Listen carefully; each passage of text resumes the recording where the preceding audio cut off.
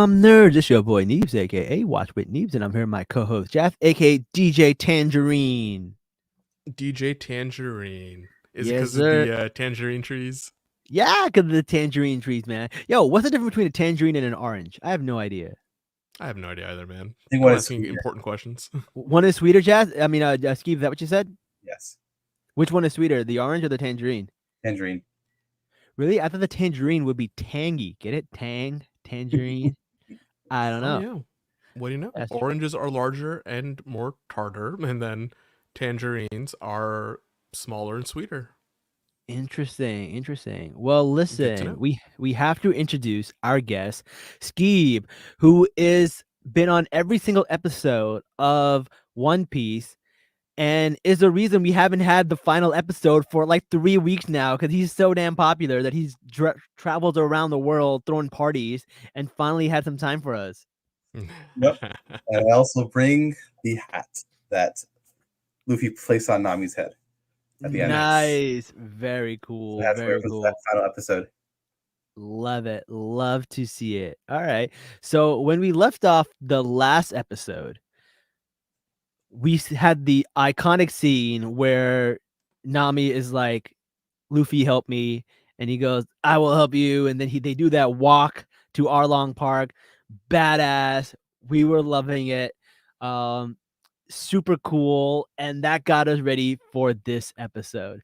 So let's get into it, man. How did you feel about this episode, this finale? Because this is the thing. Like the entire season has been pretty good, but if the finale sucked, then like the whole show would have sucked. They had to have, make it land. They had to land it. And I personally feel like they landed it. What about you guys? Skeeb, go first. Yeah, I think the entire time I was really excited. I think they nailed the walk to it leading up to the final episode. And just watching the final episode, I was really excited. They got the fight scenes done. They got everything that you needed to do. Choreography was great. Character dialogue was great. And the ending is a tearjerker nonetheless. Yeah, I thought it was really, really cool. Jazz, what about you? Okay, so I know you and I have talked about this, but I was really hoping for Lockdown. Oh, for Lockdown? Yeah. That's, Yeah. that's the one part that didn't happen. But I kind of understand. Like, I love the way this arc ended, and it felt very complete, even if they didn't use Lockdown, which I think they originally planned and then scaled it back. Yeah, I blame Netflix for the 8 episode thing because really, if they had 10 episodes, they could have done it and it would have been magical.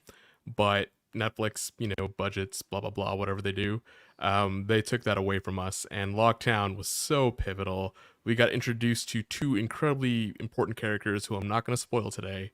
But I do wish they did that. Aside from that, yes, it was fantastic. But I'm not mad at that because Lockdown is still coming, right? It's not like it's not gonna come. It's just in a different season.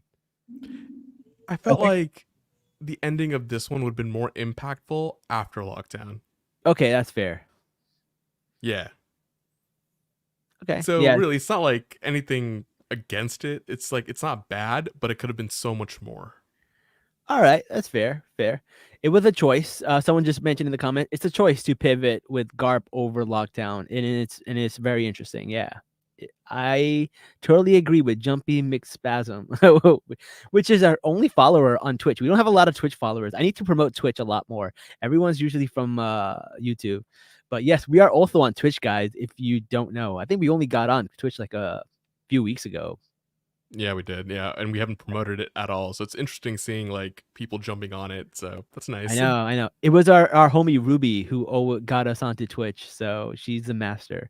All right. So over here we're talking about Arlong Park. We see a little bit more of Arlong. I really love the depth they went into Arlong because in the original anime, they do not go into the whole situation of the fishman being discriminated against. And in here, they definitely go into that early. And the fact that they have a black man playing Arlong is not a coincidence. I think they did that very intentionally, which just gave layers to the character. And I was just like, this is so well done. And I was like, this is better than the anime because I didn't know that this was the reason Arlong felt this way, that the fishmen have been discriminated against and sold into slavery, and all this stuff happens. I didn't know any of this because you don't learn about it in the anime until much, much later. Uh, I thought that was fantastic. I love that they gave Arlong this backstory early, and it made his character a little bit better. Where I always say, like, sometimes a character just needs a backstory and a Killmonger speech. That's all you need to make a good villain. And he got his little Killmonger speech. He got his little backstory, and I really liked Arlong in this episode more than I did in the anime. Skeeb, you want to talk about that a little bit? Yeah, I actually 100% agree with you. I think giving him that pivotal backstory that he had gave him that really good character development, and it did tie in with a lot of like American history of everything from that on, discrimination, all that stuff. And it really gave him a sort of voice. But yes, he is considered like a villain. But if you think of it from his perspective, is he the villain, or is he Right. just finding justice in his own ways? Yeah, every good villain is a hero in his own mind, right? So I totally agree with that. Jazz, what about you? Yo, I will agree with you that Arlong is better in the live action than in the anime or manga. Because I remember when I watched One Piece when I was like, what, 14 when this came out, or on Toonami it did. Um, when I watched Arlong, I just hated him, right? I could not stand him. I didn't see his side at all. But I don't know if it's because I'm older or if it's because they just did it better.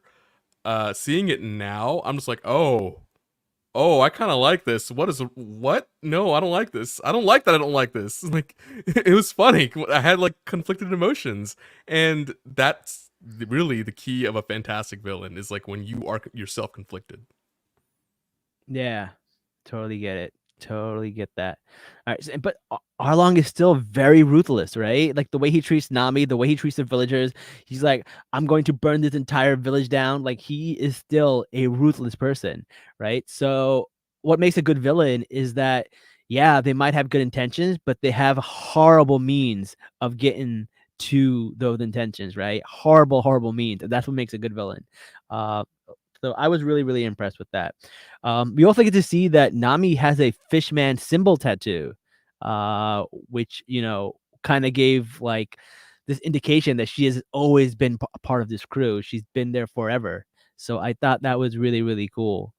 Um, what are your thoughts about Nami and her situation at this point? Because she ends up stabbing that tattoo because she hates it so much, which is a very, important scene in the anime. I would say the live action did it justice. The anime clearly had a lot more blood flowing down her arm and whatnot, and they couldn't show that on this show. Yeah, But the fact that they really focus on that tattoo showed the importance of it. Um, like, yeah, I'm just so happy they kept that in here because this was a scene that got me hooked on One Piece. And hmm Neebs, if you recall correctly, before you got started on the anime, I told you just get through 44 episodes, right? That's all yeah. you need. And episode 44 is where this happens. So the fact that they kept it, amazing. I really feel like the anime is easier to watch after you watch the Netflix show. Like, I don't know, it just feels like you kind of get connected to the characters a lot faster. Whereas in the anime, it took me so long to like Usopp. I did not like Usopp for the longest, and now he's one of my favorite characters. Yeah, it'll happen. Yes, Nami crying, screaming, tossing dirt at Luffy. Yes, great scene. Love that. All Yeah, right. this is Paul Rudd's daughter, right? Yeah, No, no, Emily I looked into Rudd. that. It's Emily Rudd, but she's not related to Paul Rudd. That we thought it. I think we mentioned it in Oh. a podcast. No relation. There's absolutely no relation. They just have the same last name. That's funny. Yeah, yeah. I thought it was too, and I was like, she looks so old to be Paul Rudd's daughter. But then I'm like, it is Paul Rudd, and he doesn't age, so maybe if it was believable for any person, it would be Paul Rudd, right? Because he doesn't age. But no, no relation. That's Um. funny. All right, so now the Straw Hat Gang are about to fight the Fishmen, and Arlong has all these weapons, and he's super strong, and he's got these guys with them. And then we see that Usopp just runs away, and I'm like, okay, classic Usopp, scaredy cat, but you know he's got something up his sleeve, and he ends up fighting this fishman who knows fishman karate, and he ends up beating him. And he uses like all these tricks that he has with his like little pellets and stuff, and I think he even uses ketchup to fake them out. Uh, what did you guys think of Usopp's fight? Steve, go ahead. Yeah, I mean, Usopp isn't the strongest character in the One Piece world at this moment, and also, what is he going to do against a person that can, basically take their fist and break 100 bricks at once?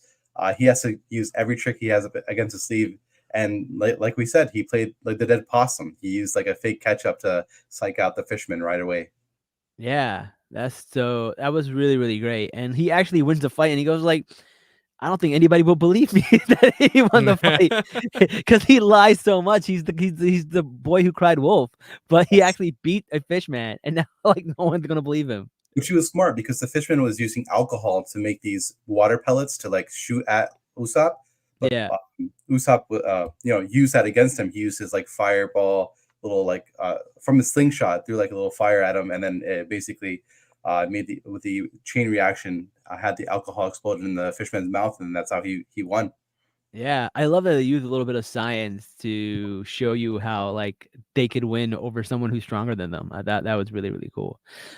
Another fight that's happening is Luffy and Arlong, and there's a scene where like Luffy punches him in the face, all his teeth get knocked out, and then they slowly grow back because that's what happens with sharks. Sharks grow their teeth back like that. I thought that was really, really cool. Um, what did you think of the beginning of the fight between Arlong and Luffy, where Luffy looks at the place where Nami was basically held prisoner, and he gets like madder and madder when he like sees this. Yo, they nailed this scene. Mm-hmm. Like when you see like where someone was held captive, you're supposed to have a visceral like hatred toward it. And you saw the look on Luffy's face like I'm going to tear this place down brick by brick if I have to. And my god, did they deliver. This was such a good scene showing all that emotion all at once. I'm just yeah, I was in awe like just watching it. They just picked the greatest actor to play Luffy because he has that silliness, but then he also has that I'm a little psycho, so don't fuck with me. Which is perfect for Luffy. That's exactly what he is. I know, cause Luffy goes psycho sometimes, so he's serious.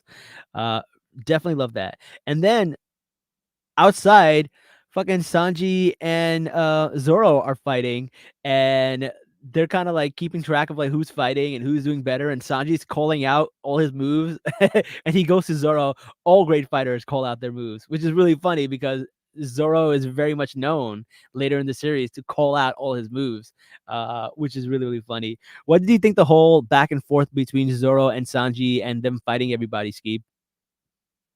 I mean, I loved it. It's just them bickering at each other, but they're in the middle of a serious fight, but they're just fighting against each other in a sense, like with their verbal words. But I really enjoyed that part. It was very comedic, and I loved it. Yeah, I feel like they have great chemistry, and it very much felt like the anime, the same type of relationship that they had there. It's the birth of a fantastic rivalry, which, you do see in the anime progress over the 1,000 episodes that we're at now.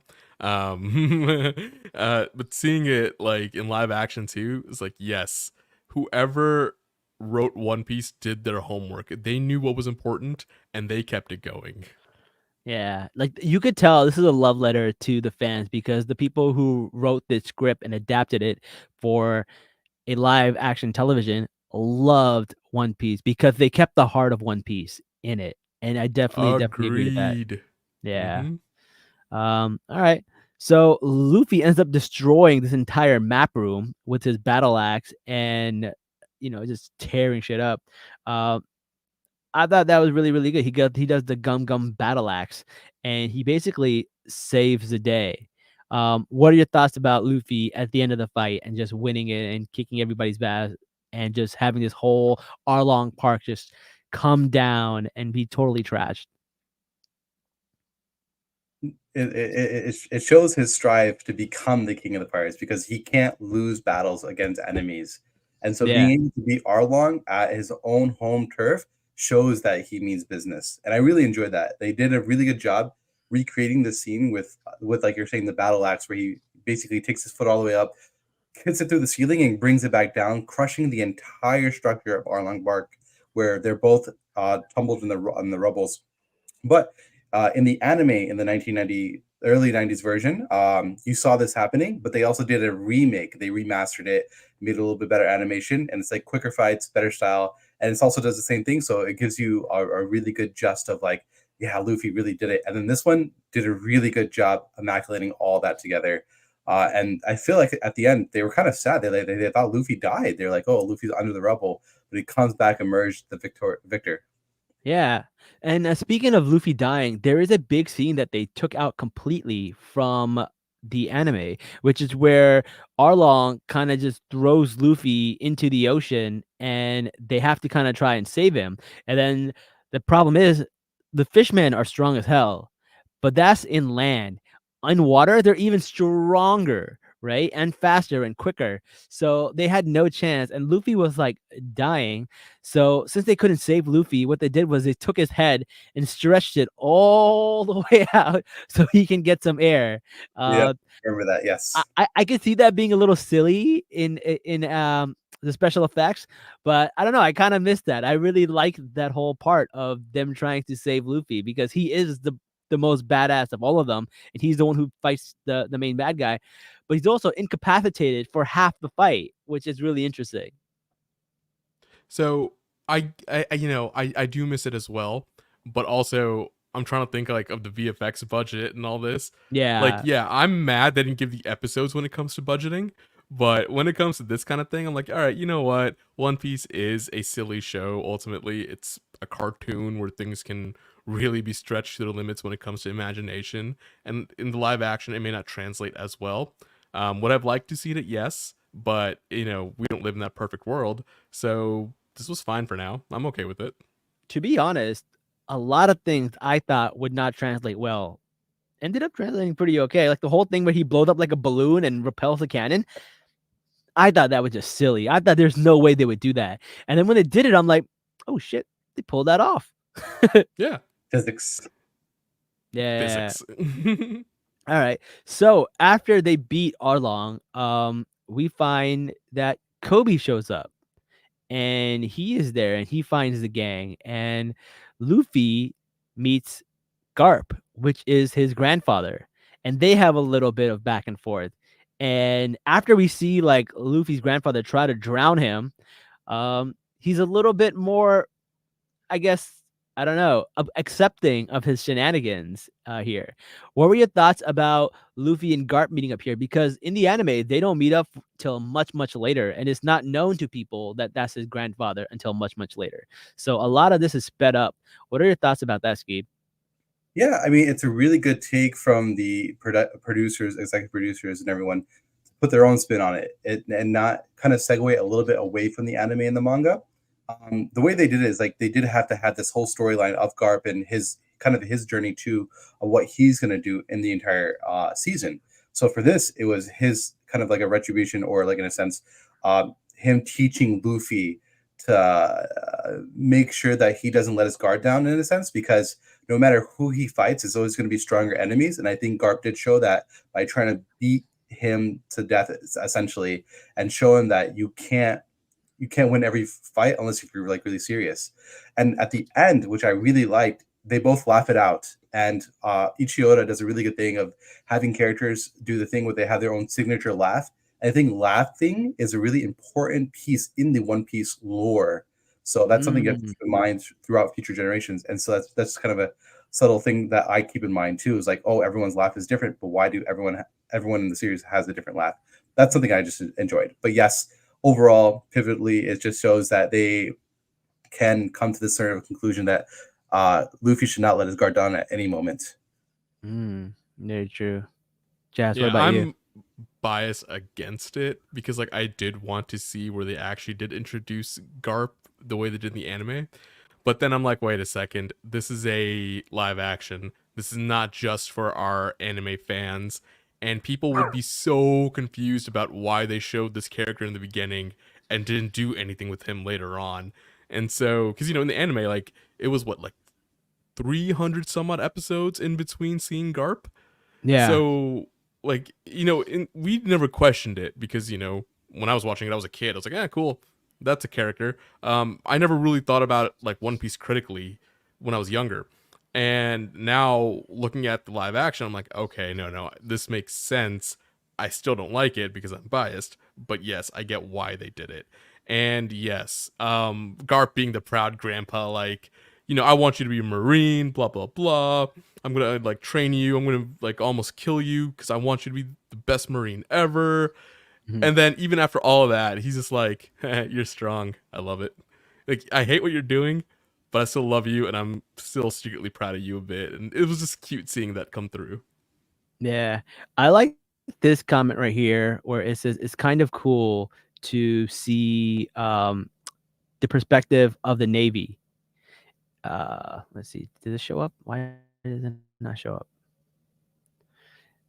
It's kind of cool because we are getting the Navy's perspective alongside with Luffy, which is really cool because I feel like Kobe is such a great character, and in the anime we don't see him for a long, long time, and he kind of has a little bit of a glow up. Whereas this, we're kind of just finding him as he goes along, and we get to kind of see all of his like trials and tribulations, And I like that. I feel like he's almost as big of a character as Luffy, almost in terms of like what's happening in the show, because they're basically two sides of the same coin. Is basically the Navy's perspective, and then there's the pirates' perspective, but they're both good people. And I think that's very interesting because pirates can be evil, as we know from the show, but then the Navy can also be corrupt, and the world government could be part of these rules and stuff like that to control people and chain people. And some of these laws are unjust. So I think it's really cool that we're getting to see them in the beginning and the morality of it all. What are your thoughts about Kobe and Now that having to you, see him early? yeah, now that you put it this way, um, given what we kind of sort of know that's hinting about Kobe and how important he is in the anime, like I'm fully Mm. caught up, right? Kobe does, make one hell of a splash where I am right now, or it could be the manga. Um, I'm not gonna give away what it was and what happened, but if now that I'm thinking about it, like if they're gonna bring Kobe and Garp this early in to show their journey, then Kobe's gonna be one hell of a character in the anime sooner or later, and much more than we're currently seeing in the anime or the manga.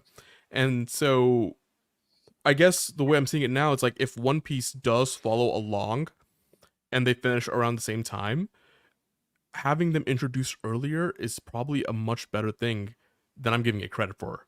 So, yes, now that you stated it the way you said it, or the way even Jumpy in our comments said it, I'm actually very glad that they've introduced Kobe and Garp so early.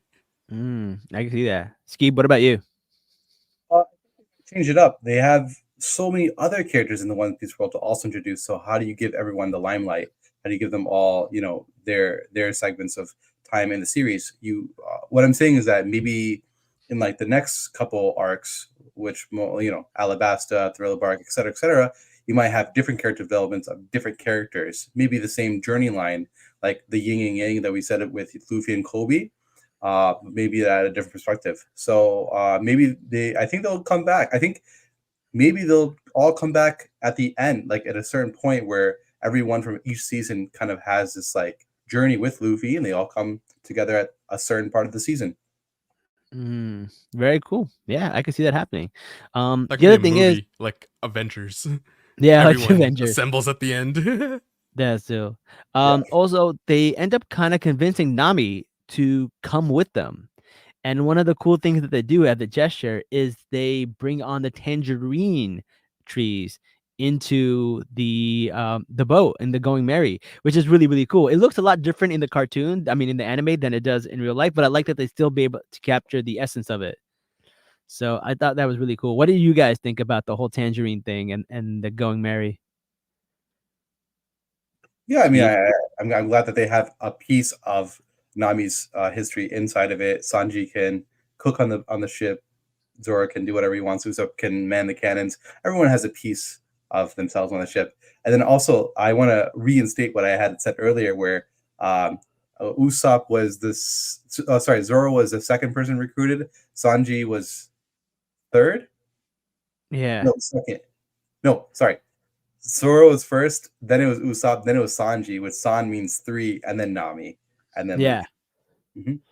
Yeah. You said that, I remember you mentioned in the last one. But I wanted to go back to my comment about the tangerine. So one of the things that people don't know is that pirates would often get something called scurvy on ships, and citrus is the cure for scurvy, which is probably why they have tangerines on the ship. It's actually for That's so pirates, it smart. would be yeah, for pirates, it would be the most important thing to have on a thing, and I know this because, like, when I went to, when I was on a cruise ship to Antarctica, they had stories about how they would bring these, like, oranges and stuff on the ship. Oranges, limes, anything with citrus would help cure people of scurvy. So the Ah, tangerine tree has another significance to that because it's something that pirates often did. They used to carry citrus with them. That is so smart. I never thought of that. Like, brilliant. I love Yeah. it. So cool. All right, so Kobe comes in and he shows Luffy his very own wanted poster, which is really cool because wanted posters are a big deal in the One Piece world. And he has a $30 million berry, which is a huge wanted, which we call a number for a first time pirate. So that's really cool. And then you get a little bit of the back of Usopp's head in the picture too, which I thought is really, really cool. It's super accurate to the anime. And then you see all the cool people from their past. They see the poster, they see the bartender sees it, Mihawk sees it, Shanks sees it, Zeph sees it, Buggy sees it. Um, all these people see it and it's super super cool. Also, the girl from Usopp's village also sees it, and I just really love that. Like they showed like it all coming back together, and they're like, "Oh, they finally made it," and I thought that was really really cool. What are your guys' thoughts on that? They made it. It's official. They're pirates. Yeah, they're pirates. Wanted posters are a source of pride among pirates. Like, I can do this much damage. This is how strong I am. And, Luffy's just like, oh, I'm freeing people and having a great time. And now they want to take me away. Like, it's just so cool seeing that dynamic and then seeing how proud he is of his wanted poster. Like, even though he's not like trying to show off his strength, he's just so prideful and like, or so proud. Not prideful. He doesn't actually exactly have pride. He's very proud of like what he's accomplishing and what his crew can accomplish. So it's cool to see that. And that's what a good leader should do. Yeah, yeah. Ski, what about you? yeah, I also enjoyed it. 30 million berries, right? And being the highest in the East Blue, basically beating Buggy and Arlong and everyone else. So I think it's well deserved, and it's a good Easter egg. Very cool. Speaking of Buggy, Buggy's in this episode a little bit too. He gets his body back and then he jumps back and forth a little bit, does a little bit of damage, and then he kind of just gets away.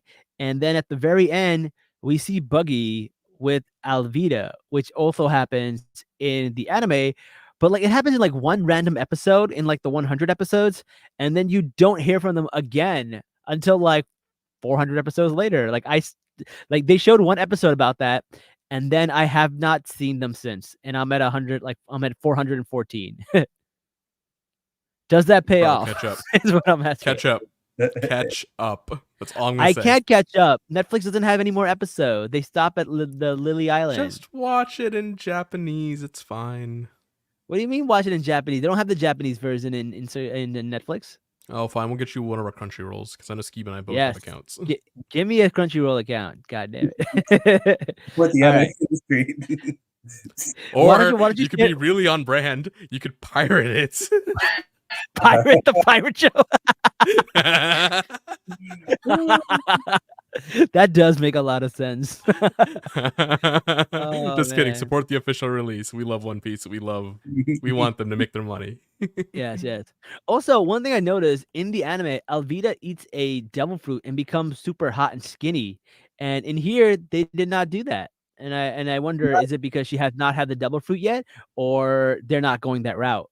No, she doesn't have it yet. It's a smooth fruit, and she basically becomes smoother, and hence that's why her she gets smoother hips and stuff and skinnier waist. But that's a little later. That's in the 100 episodes that you were saying. She doesn't get in the East Blue area. She goes after.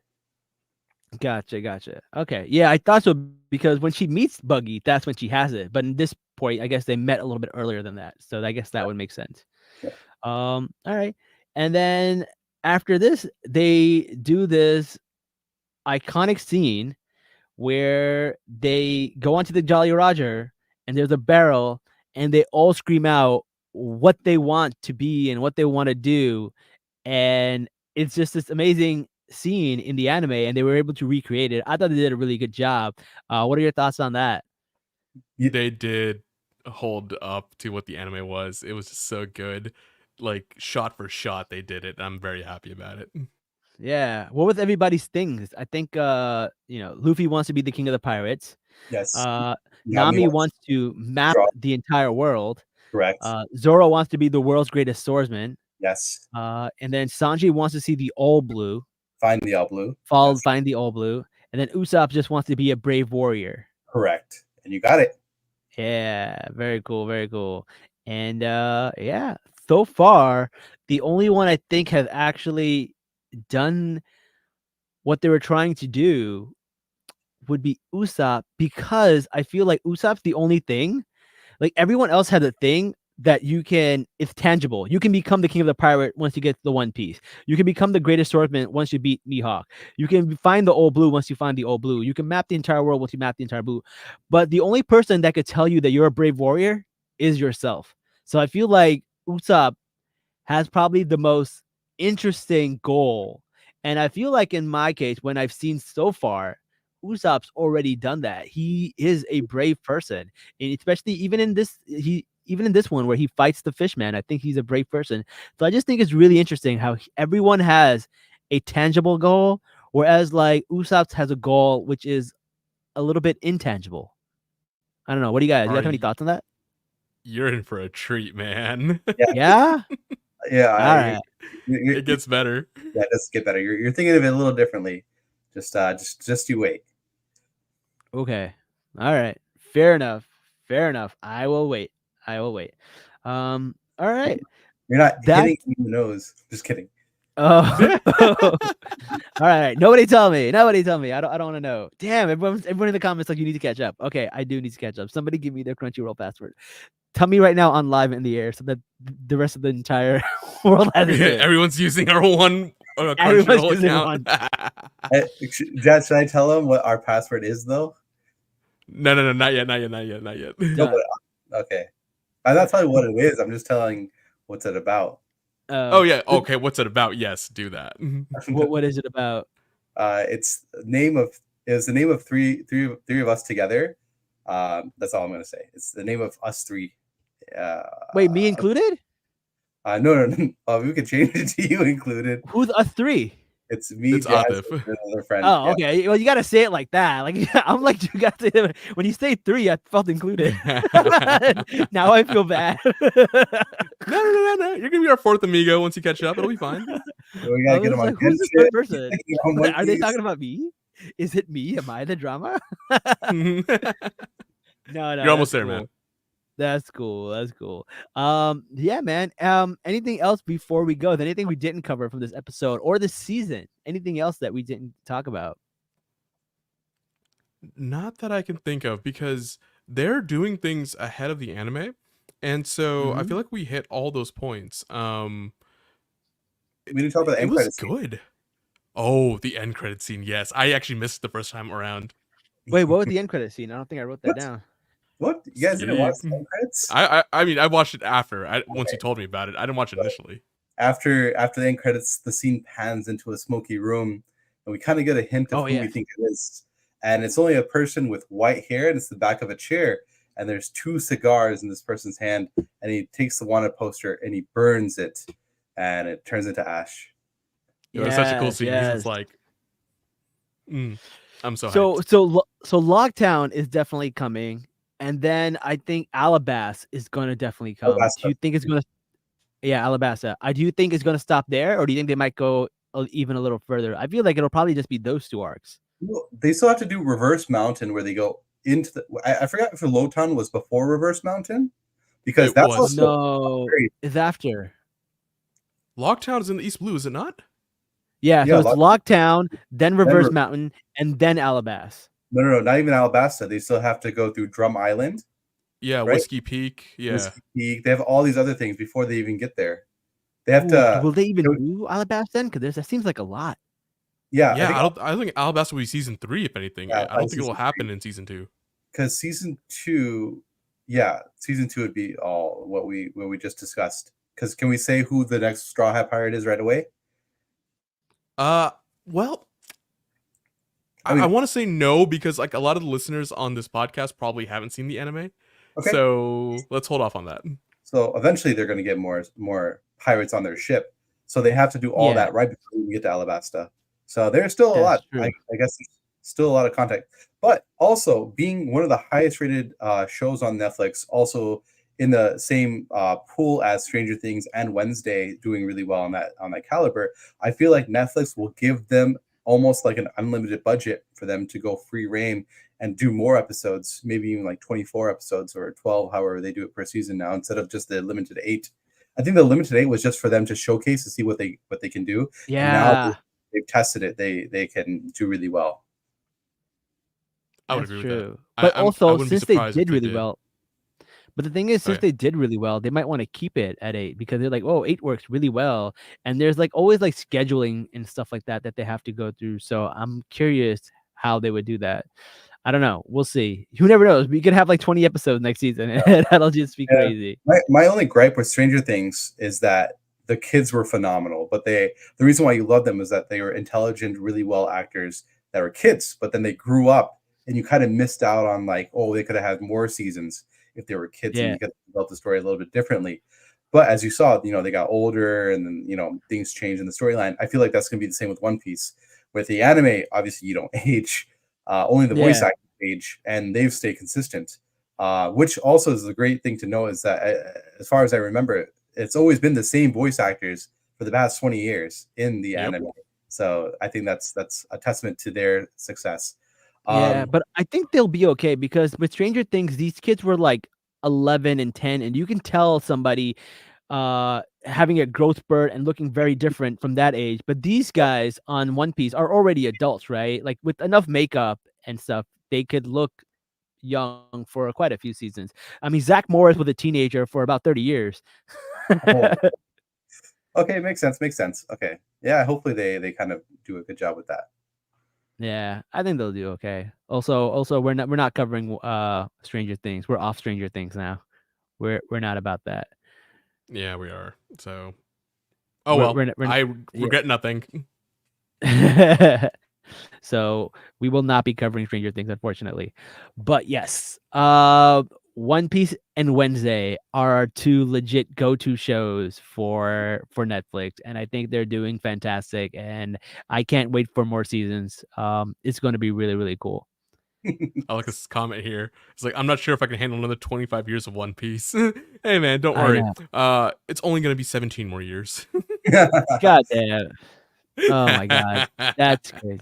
But I love the fact that people who are not privy to the anime know about it. It's cool. I like that. People understand what a straw hat is. People understand what a One Piece is, right?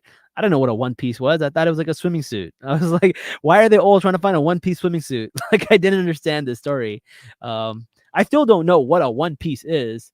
It's weird because I think what happens is Goldie Rogers says, you can find all my gold in one piece. And I think that's where they came up with the name The One Piece. But I have no Yeah. idea. It's Yeah, treasure, that's what it man. seems like It's to me. the One Piece. It's a treasure at the end. I know. But right now, no one knows what it was. And then the joke is like the treasure is the friends we made along the way, which is That's which right. is which Even is the if we goal of our get that, show. yeah, even if we get that, I'm okay with it. Like, this show has been such a ride for most of my life. Like, I don't care how it's gonna end. I'm just hyped for it. Like, I'm gonna be sad and depressed when the anime and the manga actually end because this was such a significant part of my life. Like, even to now, Like it's like losing a part, like a family member almost. So Oh, we're I'm gonna gonna have a be big so party. sad when it goes away. We're gonna throw a That huge party when that happens. We're gonna do our own banquet. Sorry, Dude, yeah, I banquet. will freaking get a convention center and we'll make it happen, all right? Like Yeah, no, that's gonna let's be get a a day boat, to bro. celebrate. Let's get a boat. Ooh, Let's get a but boat and then we'll watch it on the boat. we're gonna need a lot of boats. yeah. Yeah. All right, guys. Salaam Nerds One Piece Party on a boat.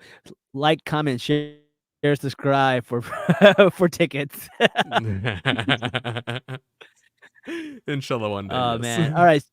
Steve, thank you so much for being on the show and breaking down all of the fun One Piece stuff. It was fun for us. I'm hoping it was fun for you. I know you love One Piece like crazy. So hopefully you Yes. got to come in here and share what you love and the audience got to enjoy it. A lot of people have said they liked our One Piece stuff. I went to Canada to Edmonton, and people were like, "When are you dropping the next episode? When are you dropping the next episode?" So people really liked our One Piece episode. So it's a testament to you, Awesome. Steve. You brought in a lot of knowledge.